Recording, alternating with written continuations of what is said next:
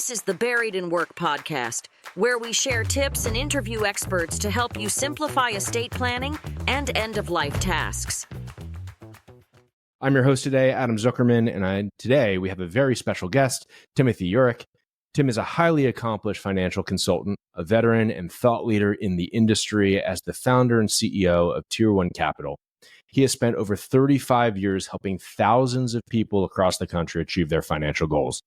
His expertise includes everything from growing businesses, attracting and retaining talent, planning for business succession, which is very important for this conversation, and even converting business equity into cash. Tim's global recognition includes membership in the $1 Million Roundtable and the prestigious Top of the Table designation, placing him in the top 1% of financial professionals worldwide. His insights have been featured on major media outlets such as Bloomberg TV. And today, Tim's here to share his valuable strategies on financial planning, business succession, and end-of-life tasks for business owners. Tim, it's great to have you here today. Adam, it's my pleasure, and thanks for having me. Yeah, it's a treat. Now, let's start off with a few easy questions, then we'll hop in to give our listeners some helpful tips. Let's start at square one. Can you share your journey in financial consulting and talk about a little bit what led you to found Tier 1? I have a degree in economics, and with economics, there's basically three tracks. There's the banking track, the investment track, and the insurance track. My senior year in college, I did an internship with a company called Dean Witter, which, by the way, no longer exists. I just realized that really wasn't my cup of tea, and I really never saw myself as a banker. But a good friend of my family said, insurance is a really relationship-oriented business, and you seem to be a relationship-oriented person. That might be a good track for you. So I started, pursuing opportunities in the insurance industry. And lo and behold, I sort of latched on with a company. And 8 years later, I was fairly successful. I had become a member of the $1 Million Roundtable, which was like the top 7.5% of advisors in the insurance industry. But I hit a point, Adam, where I realized that the advice I was giving people wasn't working. And here's sort of how I came to that conclusion. I come from a very modest background.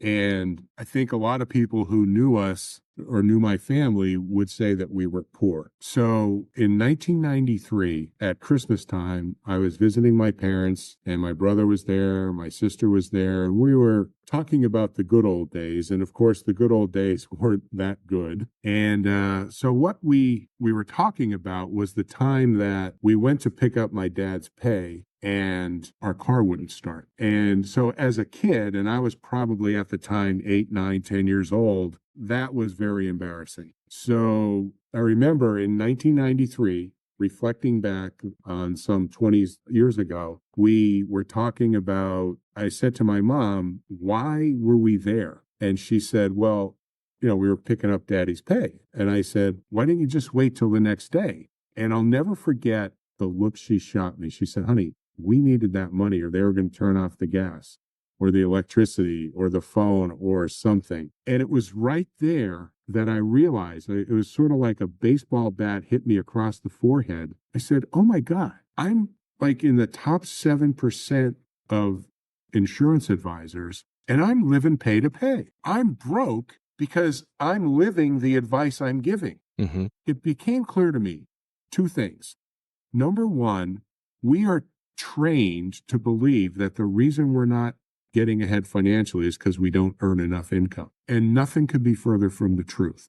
What I found, it was how we were using our money, or more importantly, how we were trained to use our money by the financial institutions and the large corporations that we deal with on a daily basis. And once I came to that realization, Adam, it was very simple. I started viewing things through the lens of being in control of my money and my cash flow. And when you make decisions based upon that, all of your decisions are made with incredible clarity, because it's real simple. If I do this strategy, or if I employ this strategy, will I be in greater control or less control of my money? Is that one of the biggest challenges that you experienced with the customers that you were advising, where it was go buy this premium or do this, and it just wasn't actually in their best interest? What are some of those pitfalls specifically that you think people need to avoid? It's everything. We boiled it down, Adam, to 5 major areas. Number 1 is taxes. Number 2, how they're paying for their real estate. Number 3, how they're funding their children's college education. Number 4, how they're funding their retirement. And number 5, how they're making major capital purchases. And so the answer is it's all of the above. But understand, in 1993, I was doing everything by the book that all the quote unquote financial gurus tell you to do. Pay down your mortgage, pay off your credit card balances, max out your retirement account. Well, if you think about all of those strategies, every single one of those strategies puts your money out of reach when you need it most. So then when you need money, if there's a financial emergency, a medical emergency, a business problem, or worse yet, a business opportunity that you don't have access to capital for and you can't take advantage of, what do? You got to borrow. So think about this. You're paying down your mortgage. You're in a race to get out of debt, only to get back into debt. And worse yet, you go from 2.75% mortgage to 8.5% home equity line of credit. And here's the question. Are you making any progress? So I understood that this problem existed. I fixed it for myself. And then I started bringing that to the attention of my clients because, working in business succession, exit planning, and key person retention planning, every one of those issues are a problem for small business owners. Let's take a step back and start with the specific steps that you took for yourself, and then let's transition and talk about how that applies to business owners. So from an individual perspective, what were some of the concrete actions that you took to right-size that approach that then you can help other people apply those learnings to? Well, first and foremost, what I stopped doing was maxing out my 401k. At the time, in 1993, I was 31 years old. I had over $150,000 in my 401k. On paper, I was better than the average bear, so to speak, right? But I couldn't access any of that money. So there were times, now keep this in mind, I was making probably 7, 8 times what my dad ever made. My dad, his best year ever, he was a welder in the coal industry here in Northeast Pennsylvania. His best year he ever made was $18,500. I was probably making at that time, and I was single, I had my own house, living alone, I was making about $140,000, $150,000. And there were times, Adam, where I had to borrow money from my dad to pay my mortgage. So that's how perverse this whole thing was. So what I stopped doing was I stopped maxing out my 401k, and immediately I had access to more capital. I stopped putting extra payments on my mortgage. I stopped paying my credit card balances all at once. Now, you have to take a step back. That was not a good proposition, but you have to take a step back in order to move forward sometimes. So there were just 3 quick things that I did. And then I developed this process where I said, okay, our industry is really good at pointing out problems. So we sit down with a business owner. Adam, you need a succession plan. You need an exit strategy. You have 2 key people you want to keep around, but you don't want to give them equity in the business. Well, here's the problem. We're very good at presenting a solution to that problem that has a price tag.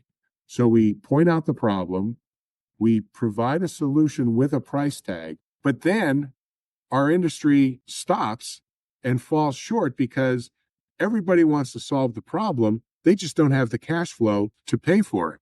So what I found was, hey, Adam, I understand you want to solve this problem, and I understand that you don't believe you have the cash flow.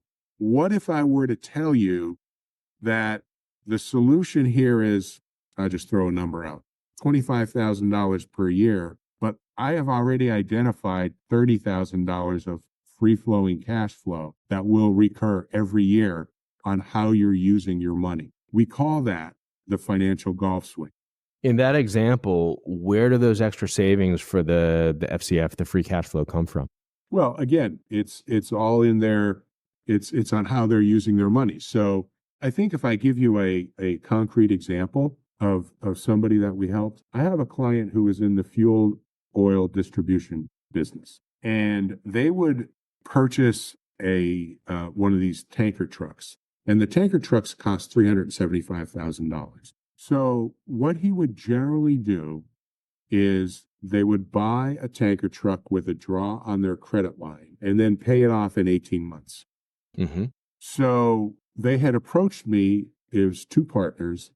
They wanted to put together and fund a buy-sell agreement in case something would happen to either one of the partners. So we looked at that situation. We had a evaluation done on their business, came to a number, and then basically said, okay, this is what it would cost to pay for the solution. And when we showed them the number, they're like, well, we can't afford that. And so my response to them was, if you bought a tanker truck and then paid it off in 3 years instead of a year and a half, would that kill you? And they said, no, from a cash flow perspective, it wouldn't hurt us.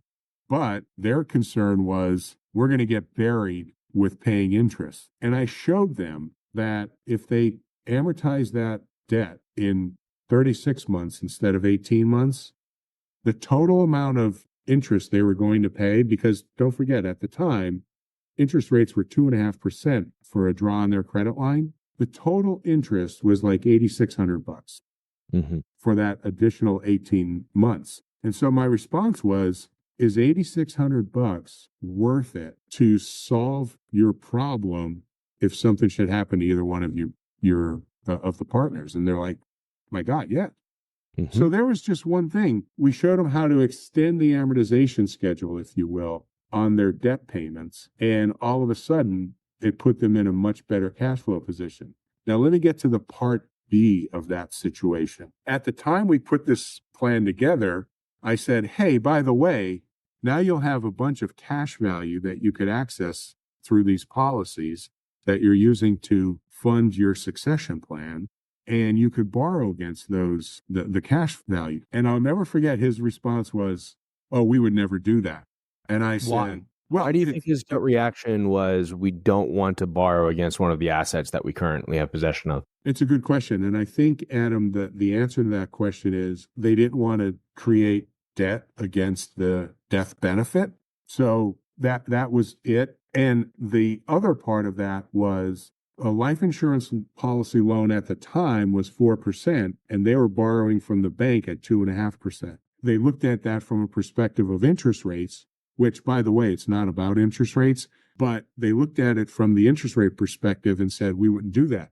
So now fast forward to August of 2023, I get a call and the client says, hey, do you remember when we set those plans up and you said we could borrow against the life insurance cash value? I said, yeah. He said, I want to get one of those loans. And I said, well, wait a second. What changed in your life? And he said, well, I bought a tanker truck in July, and I just got my interest statement on my credit line. And you know, those SOBs want 9.5% for a business credit line. And I said, well, didn't you know that going in? He goes, no, I just assumed it was 2.5%. So he said, how much is the loan on the insurance policy?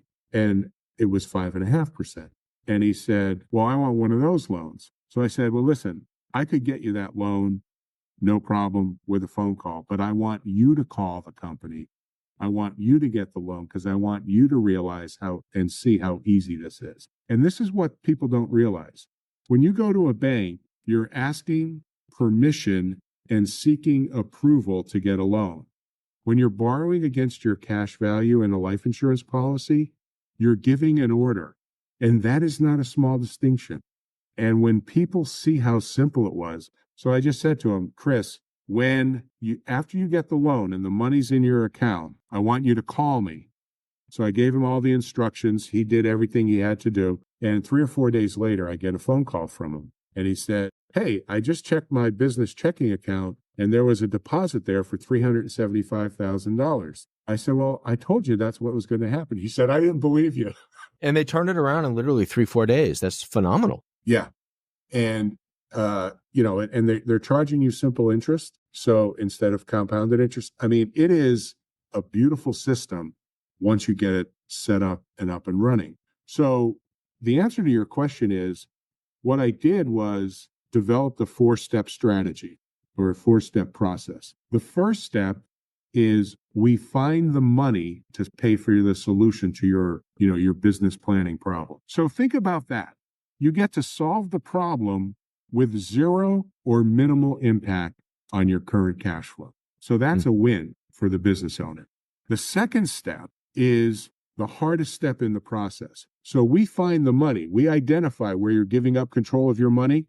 And Adam, to this point, I have never found a person who gave me pushback and said, that's not true. I'm giving up control. They don't argue with that. We don't just say, hey, you're giving up control here. We say you're giving up control here, and here's the 3 or 4 reasons why.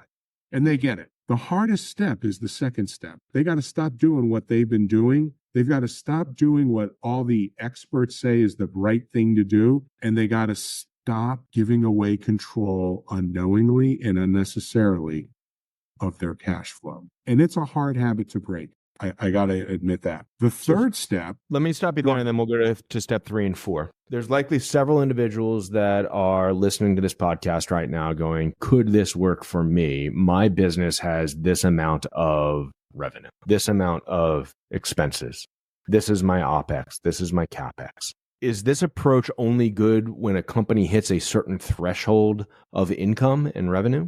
Or is this something that you think that any type of company could look at? And then we'll move back to steps 3 and 4. Yeah, I think that's a fair question, and it's a great question, and here's why. As I had mentioned in our pre-call, I talked about the research report that we commissioned.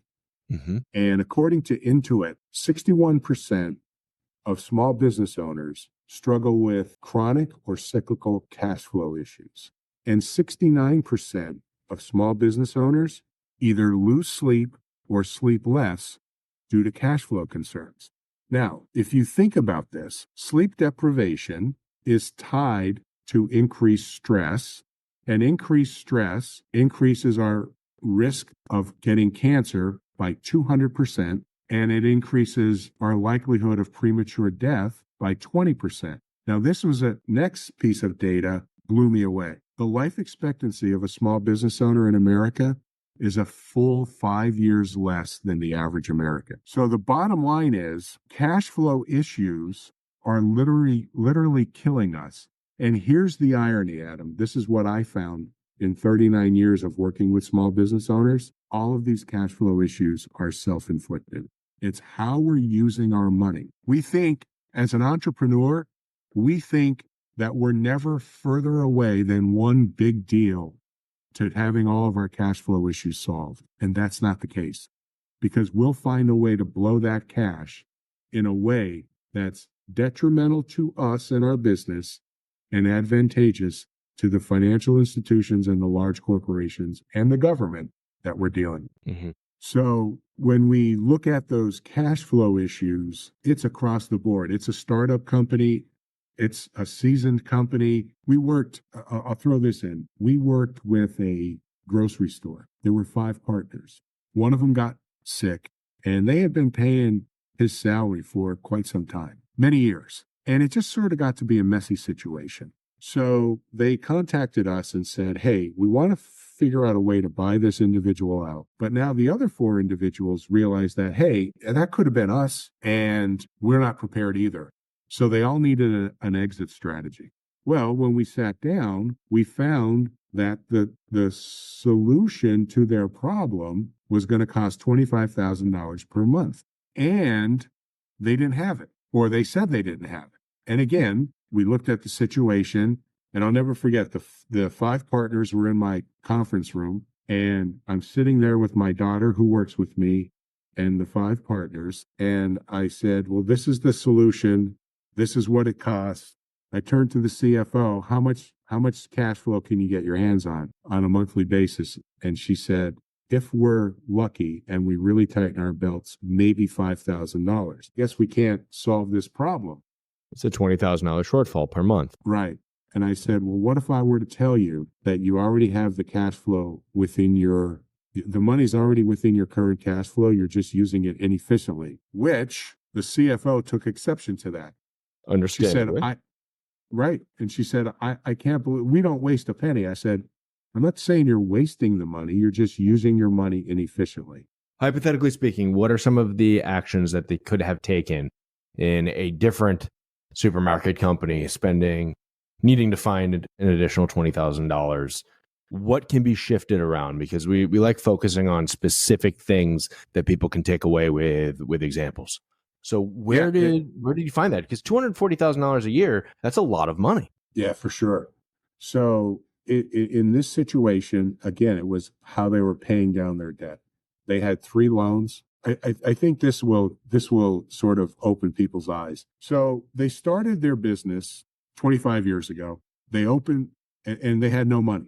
So they went to the bank, they borrowed money, they capitalized their business. They used the capital to generate a profit, and then they got their profits and they paid their debt down with the profits. And they got very good, so good at turning over their profits that they paid a 20-year loan down in 8 years. And then about a year and a half or 2 years later, after they paid down their debt, they decided to open up another store. Okay, all's well and good. The cycle repeats itself.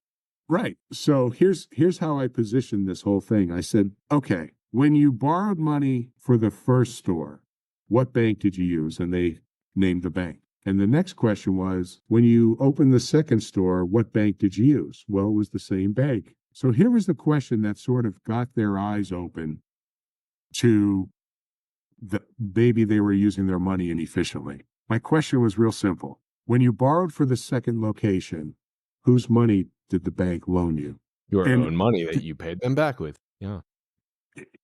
Exactly. You could hear crickets around that conference room table. And finally, the president banged his fist on the table. He goes, those son of a guns. And I'm saying it nicely, not the way he said it. Mm-hmm. They gave us our own damn money back, and they're charging us interest and fees in order to get it. And I said, but the answer was, okay, when do you want that to stop? They said, it stops today. What do we got to do? And that was it. They left my office. They went to the bank. They refinanced. And that's where they freed up not $25,000 per month, but actually $35,000 per month. Now, here's the great part about it. They're right now sitting on millions of dollars of cash because, you see, we flipped the switch in their brain on how they were using their money. We called, again, I mentioned it earlier, the financial golf swing. It's how you're using your cash flow that's holding you back. It's not the amount of cash flow you have. And when you make those small, subtle changes, it just creates an entirely different world of cash flow. So let's get back to step 3 then. So we talked about the first 2. What's 3 and 4? Step 3 is putting money in a place, right? So think about it. We identify where you're giving up control. You stop doing it. Then you put it in a place where you have access, complete liquidity, use, and control. Mm-hmm. And it's usually a place where you're funding a solution to a business problem or an estate problem. And then the 4th step is where the magic happens, where you start borrowing money from yourself and paying interest back to yourself. And if you think about what's happening here, we find money that was already in your cash flow. We call it hidden in plain sight. Mm-hmm. You use that money to fund the solution to a business planning problem. Then you borrow against that to operate and grow your business. Your money never leaves your control. Your cash flow is always within your wherewithal. And the key to the whole process is that you don't have to work any harder to get better results. Where do companies go and business owners go to leverage that type of debt against their own holdings? I think that's probably a very foreign concept for many individuals. Yeah. The best place, and we have a slideshow that explains this, is cash value life insurance, mm-hmm. right? So again, you have a business succession planning problem. Let's fund that solution with cash value life insurance, and let's leverage that cash value insurance to run and grow our business. And then just rinse and repeat. Let's talk about that. So step 1, let's assume that a company doesn't even have a succession plan in place. if they're starting step one all the way through to we are fully optimized, and briefly, because this is obviously a much longer conversation, but Sure. explain it to someone. So if somebody's completely new to this, they're running their business, they've got $1 million annual recurring revenue, so not huge, but they're growing at a steady clip, and they finally got to the point where it goes, you know what, I need to put a succession plan in place. It's 2 people. We've got a 2-member LLC. What do they do? What's your roadmap? Yeah, so the roadmap is, first and foremost, get a valuation done on their business. We have access to a company called Biz Equity, which is sort of like the Zillow of business valuations. So first and foremost, find out what your business is worth. And here's the key. Again, that research study, Adam, showed us that 90% of small business owners, 90% of their wealth is tied up in their business. So how do you monetize that, especially if you want to set up a succession or an exit plan? Mm-hmm. And that's one of the things that we can show them. So number one, find out what the value of the business is. Number two, find out what the cost would be to solve that problem, whether it's succession, exit, or key person retention. And then the third step is to find the money that's already in their cash flow. 2 things I could tell you. As of yet, we have never found a company that we couldn't find some money, and the least we've ever found was $30,000. Most businesses are sitting on hundreds of thousands of wasted cash flow. Wasted might be a little too strong. Let's just say inefficient cash flow. Inefficient. How many clients have you all worked with? That's a very impressive claim to make. Is this hundreds? Is this thousands? Is it tens of thousands?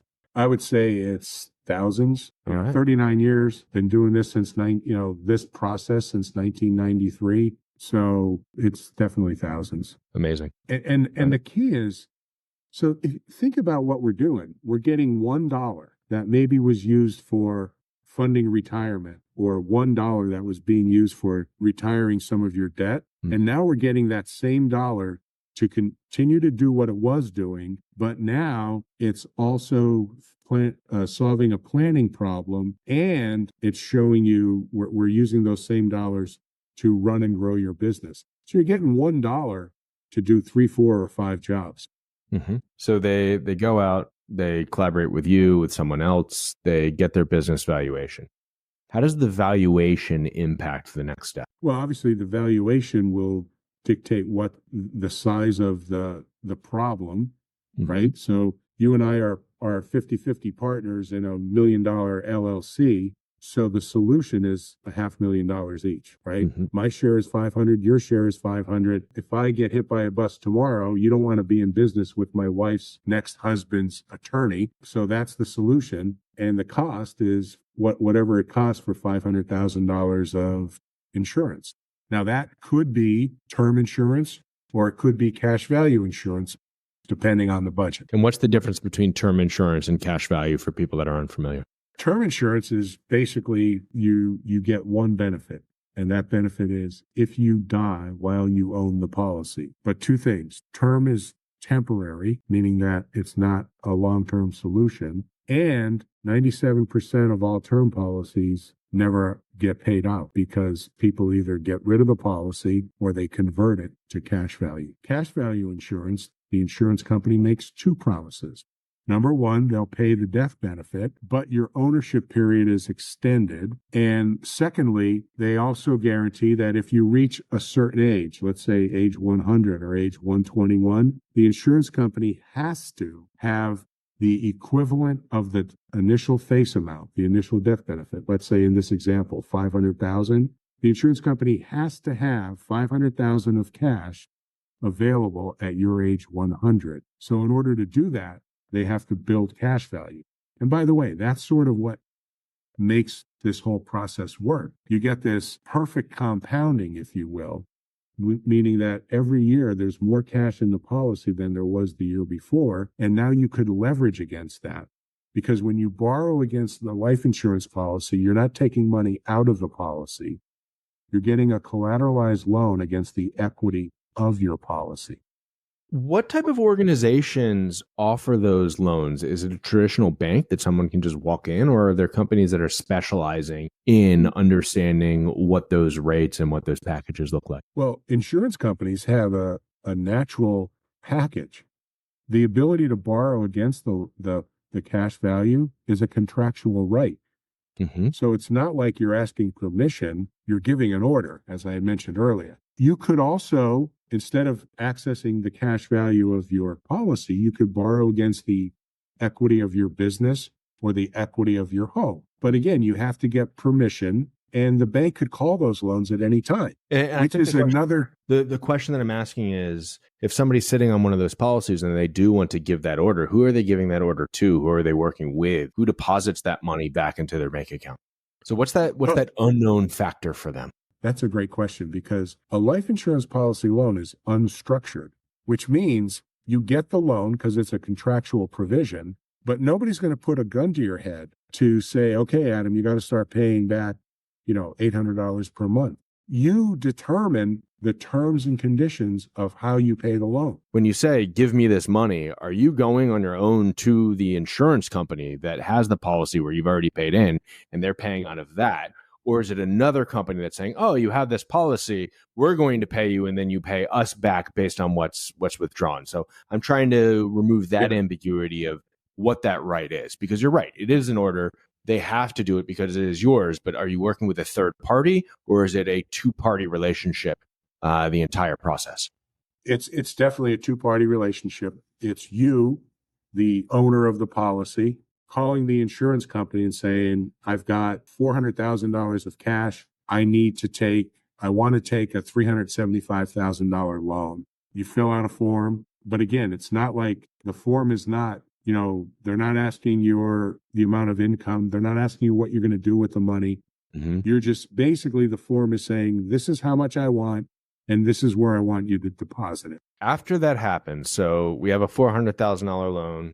We call up, you're the insurance company, I'm the client. I go to you and I say, Tim, I want $375 of that $400. We fill out the proper forms. It comes to me. That now means that the policy that I have has been reduced by $375. So there's only $25 left in that account, is what you're saying. Yeah? Correct. There's $25 of equity plus whatever extra in the death benefit. And then I'm able to use that money that's been deposited for any other thing that I want. And playing devil's advocate, why would someone say, no, you should leave that money in that account? And why are they wrong? So, let's look at it this way. We finance everything we buy. And by that, I mean, we're either going to borrow money and pay interest, or we're going to pay cash and give up interest. So it's either pay up or give up. That's basic finance 101.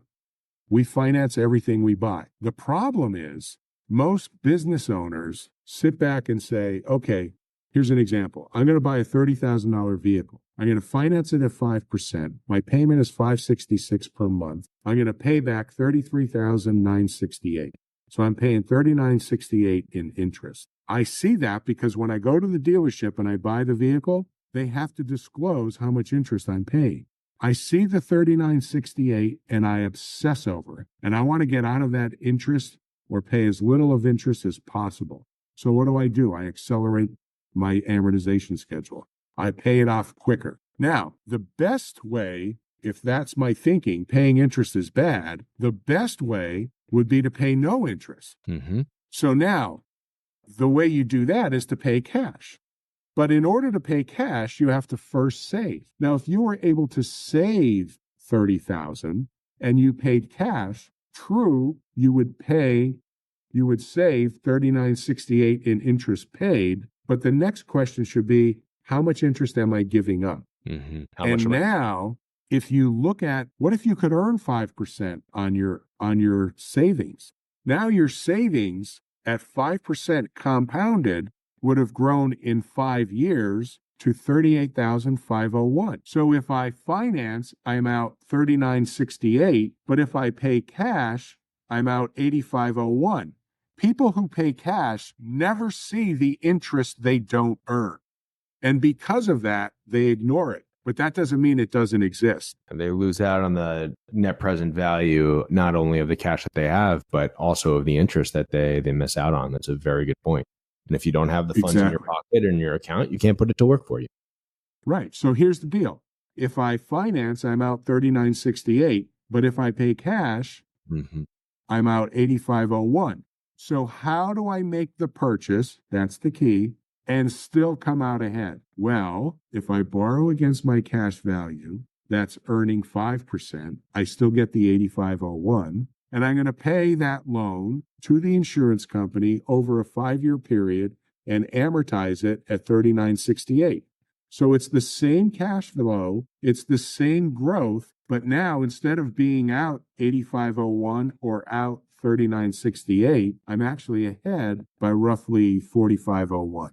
It's pretty evident that many people aren't taking advantage of the hidden equity that they have in their businesses. They've structured their accounts thinking that they're doing the best thing, but what they're doing is putting themselves into a cyclical event where they're actually hurting themselves in the long run.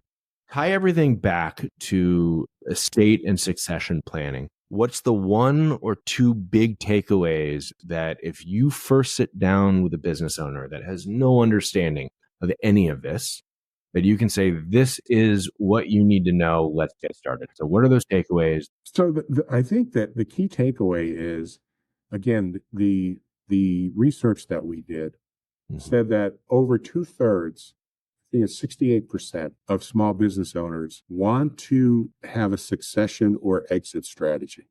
Unfortunately, only 17% actually have a documented plan that's been communicated to all of the key players in the organization. So there's clearly a disconnect between what they want to do and what they're actually on track to do. One of the surprising things that we found is that less than 10% of small businesses actually make it to the third generation. And clearly there's a lot involved there, but planning is first and foremost. So I think that the first thing that has to get done is you have to know what your goals and objectives are, and then put a plan together to get there as far as your business is concerned. And from an estate planning perspective, we go out and we get our wills done, and that's great. That disposes of our personal property. But a buy-sell agreement is, in layman's terms, it's called a businessman's will. And so definitely having a succession plan and having it communicated to key people or all the key players is definitely the step, I think, the first step that has to get done. I think that tracks very well with what we found at Buried in Work. We have our estate preparation package, and one of the things that we tell people when they receive it is, first, you need to organize your information. But before you even start doing that, your real first step is to inform 3 important people in the process that it exists. And in our section for business interests, people oftentimes go, well, I own this company or I have an ownership stake in this company, but there's nothing there. What do I do? And you're 100% correct. People need to have that succession plan in order, because if not, it sends their coworkers, their customers, everybody else that's involved in that entity into a frenzy. And that's certainly something that should be avoided. Yeah. Yes, exactly. All right, Tim, how can people find you? So you could get in touch with us at Tier 1 Capital. It's www.tier1, T-I-E-R, the digit 1, capital.com. And we actually have a free report called the 6 Critical Questions You Should Consider When Seeking Advice for Business Succession and Key Person Retirement Planning. And, we also offer a free strategy session. There's no cost or obligation. And we've been told by a lot of folks that we should be, because we're identifying where people are giving away control of their cash flow, we should charge for that. We don't, because I think this is valuable information that people need to have. And so if you sign up for a strategy session, again, no cost or obligation, we'll identify where you're giving up control of your cash flow. And maybe you can utilize some of that cash flow to either run, grow, or pay for the planning for your business, your business issues. Tim, that is fantastic. We will also include a link to the report in the podcast episode notes. For everybody listening, we hope that you found today's discussion with Tim Yurek insightful and valuable for your financial planning and estate planning needs. Remember, planning for your future is crucial, and having the right information can make all the difference. For more information and to stay updated, you can visit our website at buriedinwork.com. And if you do want to get one of our products, use the code podcast10 for a special discount on those products and services. If you enjoyed this episode with Tim, please subscribe and leave us a review. And until next time, Take care and plan well.